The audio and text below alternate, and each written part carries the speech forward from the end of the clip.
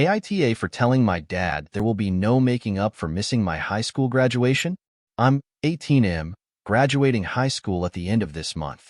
My dad dropped the bomb on me 2 nights ago that his stepdaughter, 14F, has an awards ceremony for some competition she entered and won in another state on that same day, and that she really wants him to be there. He told me he couldn't possibly make it to both, and since his wife and their children together will be going, he needs to be there too. He told me he would make it up to me, and we could celebrate another time. I still live with him, not for much longer. My mom died when I was 7, and my dad got married again when I was 11 or 12. It's been a few years anyway. His stepdaughter never knew her bio dad, so my dad has accepted her as his own, and he has prioritized her a lot in the last 5-6 years. It doesn't always show in the most obvious ways, but it can be felt. Father/son time was put on an indefinite hiatus, and instead Dad told me we needed to include her in our time together, but he also spent time with just her for father/daughter time. I brought it up to my dad, and he told me I wasn't exactly making an effort to be closer to her, so he wanted us all to bond and didn't want me to just focus on my relationship with him. He has attended her dance things instead of my basketball games if they're on at the same time. It doesn't matter if mine was known about first. He will still skip my stuff to go to hers. He will take us on family days, and whenever he and his wife say kids can choose, he picks her choices over mine. He claims it's because they will be the most fun for everyone, but really, he even says it afterward. Anything his little princess wants. Our refrigerator and our shower broke at the same time. His stepdaughter's birthday was coming up, so he took money from my birthday fund to pay for that stuff, and so his stepdaughter would definitely get what she wanted, this Barbie house thing and a whole fashion set, and they were, I think Dad said, $250. He didn't get all the money back by the time my birthday came around, so instead he bought me a $30 gift card for Steam when he had promised me a new monitor and keyboard for my computer. That was a gift from my grandparents. When my dad told me he wouldn't be at my graduation to go and support her, I told him there is no making up for that, and he can forget about being included in my life going forward. He told me he would make it up to me, and I told him I will always come second to his little princess, and I'm not going to be okay with that. I told him he's discarded me for the last time. Dad begged me to be reasonable, but I walked away. Then I invited both sets of grandparents who agreed to come. His wife told me I could have come with them and I don't need to attend the ceremony but could support my sister. I said her daughter's not my sister, and I do not want to support their family anymore, and I will be out of their hair soon. She called me selfish and told me I can't deny her daughter a dad. Am I, 30F, wrong for being motivated to lose weight by the idea of leaving my husband, 29M, and starting over? I had a baby less than a year ago, and I've been having a hard time losing the extra 50 pounds that would make me skinny and confident again. My partner doesn't cheat. He doesn't call me names. He doesn't argue with me. He doesn't go out with his boys. He doesn't do anything on his phone I need to worry about. But what people don't talk about is that's not enough. All the right things, but without love just isn't enough. Lately, I've been feeling like his PlayStation and his phone is more interesting than his family. But even before he started religiously playing, I feel like it was always something that was more enjoyable to him than me or us. When he's not playing video games, he's on his phone researching his video games and watching YouTube videos of people playing them. I'm a stay-at-home mom who also works full-time from my home computer. I'm addition. I cook. I clean. I get up for crack of dawn feedings because he has to get up at the same time to get ready for work. And I adapted. I'm okay doing all of these things for our family. But what hurts is when I want to go out for a day with him and the baby, shopping or outlets or just a long day out. It's like he needs a bribe. I'll go if I can go get an edible. I'll go but for uninterrupted game playtime after. Never just, yeah, babe, let's go. Never just because he wants to. Because he enjoys us and making memories for us. After a few days in a row of spending the evening and night playing games, he'll suggest we watch a show because he can see I'm getting upset and lonely, but he'll last 45 minutes before falling asleep at 9:30 p.m. And when he hears me turn the show off, he is suddenly awake and gets up and says he's going to go play a little, which can easily turn into playing until 3 a.m. It just makes me feel like he doesn't enjoy me, us. Sometimes if it's early enough when we start watching something, I can just see him messaging his PlayStation group, counting down the time for me to go to sleep so he can play. I just feel so boring and uninteresting. Maybe it won't sound like such a big deal to people, but this has been going on for well over a year. I'm lonely. I don't feel loved or like my company is enjoyed. I've gotten to the point where I fantasize a different relationship, and at this point, I'm starting to feel like the motivation that I just got to lose this postpartum weight is thinking about how confident I'll be again because he takes that from me by making me feel like a chore. I fantasize being skinny again and confident and flirting and having long conversations with someone who is interested. Nighttime drives with endless laughing. Cuddling up to watch our favorite show with nothing else on the schedule. I'm just lonely in a full house. And I want out. Yes, I have brought this up several times over the last 2 years. I just get told, here we go. And I know he doesn't read my paragraphs. TLDR. I'm fantasizing about losing weight and starting over with someone new because my partner doesn't enjoy spending time with me. Date. This isn't really an update on what I'm going to do, but more an example of how the day is going. He came home from work. The baby took a nap, so he jumped on video games. I cleaned up and went to lay alone in the bedroom. Almost 2 hours later, he came in to say the baby is waking up and to ask what I want to eat. He threw some suggestions, all basic convo. He left to pick it up. He came back and went to eat at the counter on his phone, and I played with the baby while eating my food in the living room. He finished and came to the couch and stayed on his phone while I played with the baby. He took the baby for a little, put on a show for us to watch. I took the baby back. He fell asleep. He kept waking up abruptly and finally just set an alarm on his phone and said he's going to go close his eyes for 30 minutes in bed. And here I am, playing with the baby. After spending the entire day playing with the baby. AITA for freaking out at my mom for not upholding her promise for the care of my child while my wife and I were in the hospital for the birth of baby number 2. My wife and I just got out of the hospital with the birth of our second child. Both of my parents were supposed to take care of and spend the night with my older son, 2.5, during this time. We went through every single detail together as this is the first time both my wife and I would be away from him overnight, so it was a big moment for us mentally. Both of my parents got the play-by-play, and our understanding was both parents would be staying overnight to help our son. My mom would talk about how they would both sleep either on our couch or on an air mattress in our bedroom, as my son has a tendency to get up several times during the night. He will walk through the house at night looking for us, so we wanted to make sure my parents would sleep on the same floor as him and be easy to find. While I ultimately trust both of my parents, my mom is a nurse and has a great overall motherly caring capacity. We were comforted that she would be with my son the first night away. She has spent more time with him and was involved with caring and changing his diaper. I trust my dad, but he did not have the same level of caring / changing diapers / etc. with him. Without telling either my wife or I, my mom decided to not spend the night at our house and left my dad there alone. She left after my son went to bed so she can get a better night's sleep at home for work the next day. I found this out from the cameras at the house. I am not 100% certain on this, but I think there is a high probability she turned off tracking on her phone as her driving history randomly stopped. We share location via app. I found this out on my own the first night in the hospital and did not say anything to her because I did not want the drama while we were in the hospital. She did it again the second night. I asked my wife while in the hospital if it was her understanding that my mom would not spend the night at my house, and she said definitely not. We contemplated if I needed to go home to make sure everything would be good with my son. While in the hospital, she was texting me updates about how the night went, number of times my son woke up, etc. I just felt like she was trying to play it like she was there when I knew she was not. I texted my dad directly to check in. After we left the hospital, I texted my mom saying going forward, I would like better communication regarding the care of my children. Basically, if she promises something to me regarding the care of my children, she needs to either fulfill it or discuss it with me if the plans change so I am aware. My mom got extremely defensive, justifying her decision and would not let me talk over the phone. Her position was that nothing bad happened to my son. He was always safe and at home. I said I'm done with this conversation and hung up. I took a later call from her and let her know all my frustrations with this in a not-so-calm manner.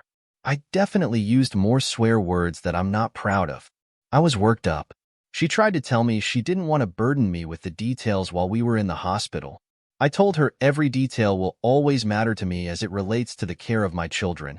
She broke her promise to me and she should be ashamed of herself for causing all this drama on day number 2 of my kid's life. I told her I lost some trust in her, and am disappointed this was not discussed as part of our plans. AITA, Edit 1. To clarify, the sleeping arrangement was suggested by her. I offered the bed, and she said she doesn't want to mess with changing out the sheets. I could have told her I would handle the sheets looking back. Our couch is a large, oversized L-sectional. 2 full adults can easily lay stretched out without touching each other. Edit 2. There was no plan, but instructions. He had to get to daycare during the day, and they needed to know how to sign him in, walk to classroom, etc. Edit 3. The camera is over the driveway, and I have told them it records before. It was no secret. Edit 4. I do not monitor my mom's driving history per SE. We use a family sharing app that shows the past couple days' history by default. She can see mine too. Update. Thank you for all the feedback. We talked and both apologized. I apologized for how I reacted and the language used. It was a H of me. She apologized for not communicating the change in plans. She said it was poor judgment and it will never happen again. Apparently, she thought about letting us know but did not think it was needed because she knew our kid was safe. I made it clear I was not concerned with Dad caring for our kid. It was about feeling like we were misled. She agreed. I think for me this demonstrated the blurred line between parents and grandparents, and it's obvious our communication needs work. I can't thank you all enough for your perspectives. GF, 27F, gave random guy her number right in front of me, 26M. Did I overreact? Me and my girlfriend have been together for almost 2 years. We are late 20s. Today we were getting coffee. She has a dog and brought her there with us. This place was busy with all kinds of people and families around. I left for a minute to get a drink, and when I came back she was talking to some guy while he was petting the dog. I didn't think anything of it at first because people come up and pet/talk about our dog until they took their phones out. I got a little uncomfortable, and she seemed a little uncomfortable as well, and when I asked her what that was about/who was that, she waited till he left to talk. She said that was weird. And I asked her why she gave him her number, and if she said she had a boyfriend. She did not tell him she had a boyfriend and later said she felt bad for not. We talked and she said she was confused and flustered and would never meet up with him and promised to do better/would block him. I couldn't help but think the worst and wonder if this was the first time to happen and what would have happened if I wasn't there or what happens when she goes out. I later confronted her when we left and went home, admittedly upset, about the situation and asked her why I shouldn't just leave and if she wants to be with me or not. Her defense being she was tired and was not expecting someone to ask for her number there/thought he was just being nice.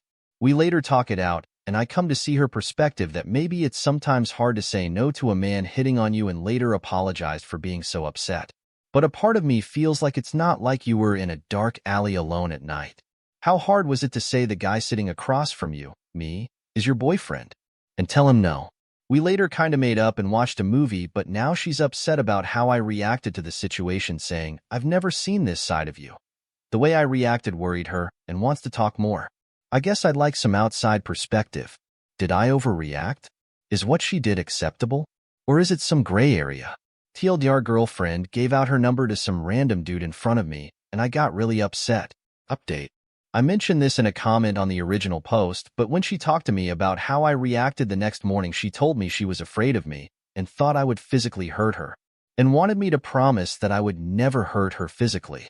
I said that's ridiculous, I would never hurt you, and am offended you would think so. To clarify, the moment she is referring to is when we got home out in the parking lot. I raised my voice, "What were you thinking?" Then went back to my car and drove off because I needed a break before we talked about it. I phoned a friend, then came back. At no point did I ever hit anything or touch her, nor have I ever in the past. I'll admit I have never raised my voice in any of our previous arguments. Anyways, after trying to talk about it a few more times, we find our discussion running in circles, and she says she needs space and wanted to stay in a hotel. I said I'd just stay at my parents' place a few nights. After spending a few nights apart, we got together Tuesday to talk again.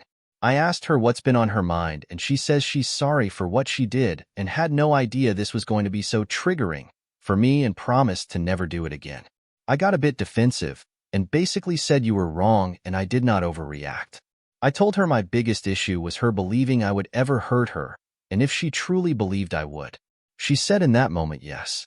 We basically picked our hills to die on where she believed I overreacted, and I believe my reaction was justified. Then I just said, what do we do now? Should we call it? She said, I don't know, and started crying and said she couldn't talk anymore and she didn't imagine this is how this conversation would go. I can't imagine being with somebody who is scared of me and where I overreacted, let alone build the trust again. I figured it's just best to call it. I wished her best of luck and said it was great while it lasted. I reached out for a good time to grab my things, and she said I could come by today. She also wanted to talk to me again for some closure and try and end on a better note. I started off by apologizing for raising my voice and that I would never physically hurt her. She said, I know you wouldn't. I was just surprised. She also said the time we had together was great and enjoyed it. She said she never imagined it ending so suddenly like this. We were both pretty teary. I asked her if she still wants to do this, and she said, yeah, it's too late, the damage was done. I said okay, and I'd start packing my things. It was awkward gathering my things with her father there. He had flown in from their hometown. They were eating dinner and laughing and seemed to be having a great time, which left me admittedly a bit bitter in the moment. I get all my things and say goodbye, then she asks for a hug and I hesitate but said okay. We hugged and said goodbye. My heart hurts and maybe I made the wrong decision and should have did couple counseling first. But also her saying she knew I wouldn't hurt her today made me feel like what you all were saying was true and I made the right choice. My 26F husband, 28M, is frustrated with me because he thinks I'm not feeding our babies adequately because I had to switch to formula. He refuses to help with their feeds at night. How can I find a compromise with him? My husband and I got married about a year ago and have been together for 6 years. I became pregnant quite quickly, and I gave birth to twin girls about 4 weeks ago. Thankfully, neither of them needed to stay in the hospital for longer than normal, which is rare for twins, and I am so happy they're healthy. They were born naturally, so I don't have the surgical wound or anything, which has made things easier, although the whole thing was not a great experience. But once they were born, everything had seemed to be okay, except they just wouldn't breastfeed. I've tried. I really have. I've talked to all my doctors. I've done everything they said, but it just doesn't work and it hurts as well. They both hate it, and I don't think I'm even producing enough for both of them because when they will feed, they get really hungry and cry soon afterwards. I've tried absolutely everything to make it work, but it just doesn't, and they'll either refuse or not have enough. I told my husband I can't do this anymore, and he said that I should talk to my doctors, but it's probably a phase. And once they're hungry enough, they'll feed because that's what they've been doing. Also that it's far healthier for them to be breastfed, and that we shouldn't just switch because they're being picky. He does look after the babies with me, and it's fairly evenly split throughout the day, but I've been getting up every night to try and feed them when they're hungry, but it's just not working. Eventually, I told my doctor I was doing everything I could, but they just wouldn't feed. They checked both of the babies for things that may be affecting this, but there was nothing. So she said just to move to formula, and that I've done the best I could do, and it was better at this point to use formula instead because then they'll be getting enough and not be waking up so often in the night. I told my husband what the doctor said and that we need to switch because the babies going hungry so often could have lasting effects on them in the future, and I don't want to affect their development. He disagreed, but the babies were starting to cry again and still not wanting to feed. So I called my doctor about everything I would need, what I would need to do. I went and got those things and they actually fed and slept much better in the night. One of them was still a little fussy, but once she had some, she was so much better and drank the whole thing. It was such a relief that I could finally sleep for a bit, and they've been far happier for the last couple of days once I switched to formula. But I wasn't feeling well, so I asked my husband if he could feed them one night so I could sleep for the night. He still has parental leave, so he doesn't have work or anything that would be affected by that. But he said that I chose to go against him without a proper conversation or agreement, and so I should be responsible for feeding them still. It upsets me that he holds something like this over me when I tried the best I could to have them breastfeed. They just won't, and I've tried everything. It doesn't make any sense forcing them to go hungry when they will have formula, and they're both much happier now. I was talking to my mother, as she's going to be coming with my father to see the babies soon, and I was telling her that I was really tired. She said she can help me once she comes to see them with the babies and their feeds at night, but I'm already so tired and sore, and I wish my husband could help me now. But he said it's a waste of money and that I should be feeding them like a normal person, and that's what I'm naturally supposed to do. It makes me feel awful because I've tried so hard to do that, but I just can't. They're his babies too, and it would help so much if he could feed them at night sometimes, even just once a week. I know other women have gone through much worse, and what I'm dealing with is not that stressful, but it really is a lot, and I just wish I could have a night's sleep for once instead of having to be awake so much, and I know I'm lucky, but it's really hard and it's becoming a bit too much. I don't know how to find any kind of compromise with him when it comes to the feeds at night, and it's making it difficult. Updates. I took my daughters to my parents, and I have been there for almost a week now. Both of the twins seem to be doing well, and they seem happy. They're 5 weeks old now. One of them is starting to try and make noises as well, which is a nice change from the crying. I took them to the doctor so they can be checked, and they're both healthy, and they're growing a bit better now they are having formula. One of them is a little fussy about it, but will still feed. I've finally been able to sleep properly. I'll feed them at night still, but my mother or father will feed them in the morning. So I can sleep then, and sometimes I even get to sleep for 9 or 10 hours. It's so much better, and I feel like I can enjoy the babies more while they're still small when I'm not so tired. They've been enjoying sleeping outside now that they're not so hungry all the time anymore, and they don't cry so much. I do feel horrible about letting them go hungry so often when they were little, but the doctor said they'll be fine now they're getting enough with formula. I was worried about frustrating my parents with the babies, but they seem really happy with them there. And the babies don't cry very much now, so it isn't so bad. My husband is angry at me. I told him I was going with the babies to my parents, but I think he thought I meant just for the day. We've called each other a couple of times, and he said horrible things to me and how he wishes I was dead, but I'll deal with how he feels later when I feel better and know I can manage the babies on my own because they still need regular feeding quite frequently, and it's only achievable with my parents helping at the moment. My 28F husband, 34M, wants my daughter to stop gymnastics because he thinks it is inappropriate. How could I get him to understand he doesn't always know what is best for her? My daughter is 7 years old. She is the daughter of a former partner, not my husband, and she sees her father one weekend each month. My husband and I married each other when she was 5 years old, after being together for almost 6 years, and we have been married for 2 years. I am currently about 22 weeks pregnant with my husband's baby, who is also a girl. My daughter has been doing gymnastics since she was 5 years old. I started her in it because I wanted her to have a hobby and so she can stay fit. I was a figure skater when I was younger, but I never got to compete any more than nationally because I got injured many times. But I enjoyed having a passion, and she enjoys gymnastics. All of my daughter's coaches have said she is naturally talented, and she is. She's naturally flexible, dexterous, and loves to perform. This is her first season competing in competitions. She is very excited about it. She loves the leotards, the makeup and the hair, the competition. It is a lot of work and long days, but she does enjoy it. This was the first competition my husband had watched her in, as he was occupied with work during the other ones. She did very well, and even got a medal for her age category for hoop. She was very happy, and I was too. However, I noticed my husband was not very enthusiastic about the whole thing. When we got home and she was in bed, I asked him if everything was all right as he seemed a bit disinterested today. He said that he thinks what she is doing is inappropriate, and it is not a good reflection on our family.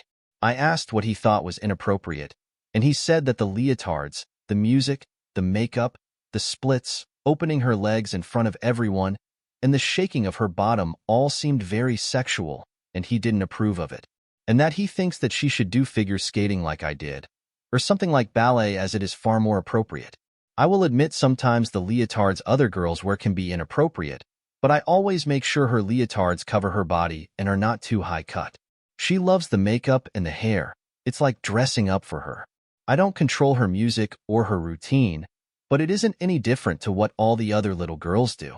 I think she looks adorable, and not many men are watching her. Just the fathers of the other children. She enjoys it, it helps keep her slim, and it's good for her. I told him that, and he said that he is the one who pays for all of it. So if he thinks it isn't appropriate, he can make the decision for her to stop. She would be devastated if she had to stop gymnastics, and I told him that. I doubt she would enjoy figure skating, and she doesn't like ballet very much as she does some of it with one of her coaches to improve her gymnastics. He seems to think he knows what is best for her, but she loves gymnastics and it's good for her to have a hobby that she enjoys. But I don't know how to get him to understand that.